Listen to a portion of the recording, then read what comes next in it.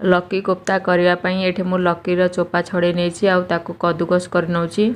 लकीटा को पूरा ग्रेटेड करके एमती कदुकस कर नहीं तापर एटा को मु पानी तार चिपुड़ी देवी हाथ में पानी चिपुड़ी देकरी ताकू बेलार रखीदेवी ये तार सब मसला नहीं पियाज टमाटो अदा रसुण पेस्ट किछि गोटा मसला ये मुझे बेसन पकई देछि बेसन पकईकी तार गोलेकी लुण पकईची तार गोलेकी ये बॉल बनैकी ताको तेल रे छाणुची तेल मीडियम हॉट रे अच्छी मध्यम गरम तेल ताकू भल भाव ये पूरा गोल्डन ब्राउन हैला पर्यंत मुझे छाणी नेबी देखंतु धीरे धीरे यहाँ कलर चेंज हो आसूची आ गोल्डन ब्राउन कलर होची देखंतु बढ़िया गोल्डन ब्राउन कलर हो जाइछि। एबे हमें तरकारी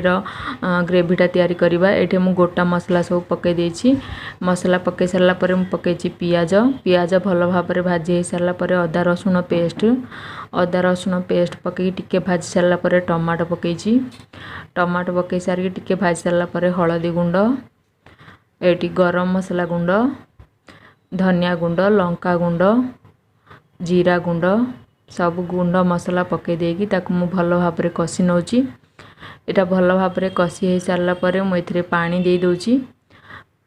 पानीटा मु टिके एठी बेसी देछि आपन को जदी झोल कम दरकार ताहले आपन कम पानी देबे